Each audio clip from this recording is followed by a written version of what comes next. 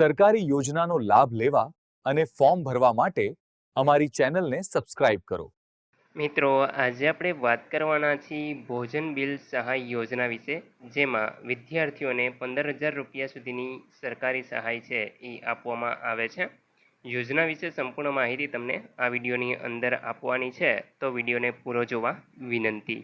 જો તમને આ વિડીયો ગમે તો લાઈક કરી દેજો, તમારા મિત્રો સુધી શેર કરજો અને ચેનલને સબસ્ક્રાઈબ કરી લેજો, જેથી આવી કોઈ પણ માહિતી આપ સુધી પહોંચતી રહે। તો ચાલો શરૂ કરીએ। મિત્રો, સૌપ્રથમ વાત કરીશું યોજનાનું સ્વરૂપ એટલે કે સહાયના ધોરણો શું રહેશે। તો કે બિન અનામત વર્ગના વિદ્યાર્થીઓને ભોજન બિલ સહાય પેટે માસિક રૂપિયા 1500 લેખે 10 મહિના માટે તમને 15,000 રૂપિયા સુધીની સીધી જ તમારા બેંક ખાતાની અંદર છે એ સહાય છે એ ચૂકવવામાં આવશે। મિત્રો, આની આવક મર્યાદા શું રહેશે? તો કે કુટુંબની વાર્ષિક આવક મર્યાદા છે એ 6 લાખ અથવા તો એનાથીને ઓછી હોવી જોઈએ। ત્યાર પછી વાત કરીશું ભોજન બિલ સહાય મેળવવા ઈચ્છતા વિદ્યાર્થીઓ માટે કઈ કઈ જોગવાઈઓ રહેશે। તો કે એક તો બિન અનામત વર્ગના વિદ્યાર્થીઓને આ યોજનાનો લાભ છે એ મળશે।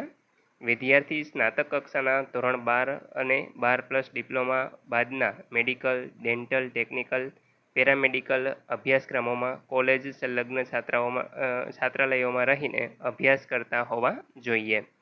કોઈપણ સમાજ સંચાલિત ટ્રસ્ટ દ્વારા ચાલતા કન્યા છાત્રાલયોમાં રહીને અભ્યાસ કરતી ધોરણ 9થી 12ની કન્યાઓને પણ આ યોજનાનો લાભ છે એ મળવાપાત્ર રહેશે।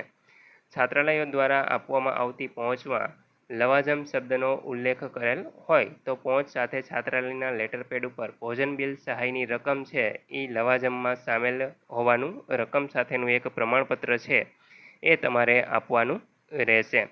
ત્યાર પછી મિત્રો, વાત કરીશું સરકારી અનુદાનિત છાત્રાલયોમાં રહીને અભ્યાસ કરતા જે વિદ્યાર્થીઓ રહેવા જમવાનું બંને ફ્રી હોય તેવા વિદ્યાર્થીઓને આ યોજનાનો લાભ છે એ મળવાપાત્ર નહીં થાય। સરકારી અનુદાનિત છાત્રાલયોમાં રહીને અભ્યાસ કરતા હોય અને રહેવાનું ફ્રી હોય પરંતુ જમવાની માટેની જે ફી હોય તો તેવા વિદ્યાર્થીઓને આ યોજનાનો લાભ છે એ મળવાપાત્ર થશે।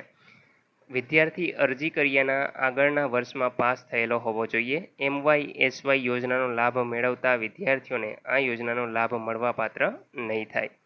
ઇન્ટર્નશિપ દરમિયાન આ યોજનાનો લાભ છે એ તમને નહીં મળે। વિદ્યાર્થી કોઈપણ પ્રકારનું સ્ટાઇપેન્ડ કે રેમ્યુનરેશન મેળવતા હશે તો પણ આ યોજનાનો લાભ છે એ તમને મળવાપાત્ર નથી। ત્યાર પછી મિત્રો, આગળ વાત કરીએ તો અહીં જે ભોજન બિલ સહાય છે એમાં અરજદારે જે તે વર્ષમાં જ નિગમના પોર્ટલ પર છે એ ઓનલાઈન અરજી કરવાની હોય છે।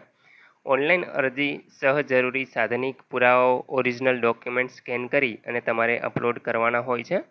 વિદ્યાર્થીએ અરજી કર્યાના 30 દિવસની અંદર જ ઓનલાઈન ડોક્યુમેન્ટ છે અપલોડ કરી અને ડોક્યુમેન્ટ તથા અરજીની હાર્ડ કોપી સાથે સેલ્ફ એટેસ્ટેડ કોપી જિલ્લા છાત્રાલય હોય તેવા જિલ્લા કચેરીએ તમારે રજૂ છે એ કરવાની રહેશે। જિલ્લા કક્ષાએથીને પૂર્તતા માટે અરજદારને પરત કરેલ અરજીઓ પૂર્તતા માટે પરત કર્યાના દિન 15ની અંદર જ અરજદારે પૂર્તતા કરી અરજી ઓનલાઈન છે એ સબમિટ કરવાની રહેશે। તો મિત્રો, અહીંયા તમે જોઈ શકો છો કે તમારે છે એ આ ભોજન બિલ સહાય માટે અરજી કરવી હોય તો જે તે વિદ્યાર્થીઓ અરજી કરી શકે છે। દિવસ 30ની અંદર જ તમારે આ તમામ પ્રક્રિયા છે એ પૂર્ણ થઈ જશે અને ત્યાર પછી 15 દિવસની અંદર તમારી જે પણ ખામીઓ હશે એ તમારે પૂર્તતા કરી અને ફરી પાછી સબમિટ કરી દેવાની, એટલે તમને સહાય છે એ તમારા બેંક ખાતાની અંદર સીધી જ જમા કરી દેવામાં આવશે। તો મિત્રો, આશા રાખું છું કે આ યોજના વિશે તમને સંપૂર્ણ માહિતી મળી ગઈ છે। તેમ છતાં પણ કોઈ પ્રશ્ન હોય તો તમે કોમેન્ટ દ્વારા પૂછી શકો છો। વિડીયોને લાઇક કરી દેજો, તમારા મિત્રો સુધી શેર કરજો અને ચેનલને સબસ્ક્રાઈબ કરી લેજો, જેથી આવી કોઈ પણ માહિતી આપ સુધી પહોંચતી રહે। વિડીયો જોવા બદલ આપનો ખૂબ ખૂબ આભાર। મળીએ એક નવા વિડીયો સાથે, ત્યાં સુધી જય હિન્દ।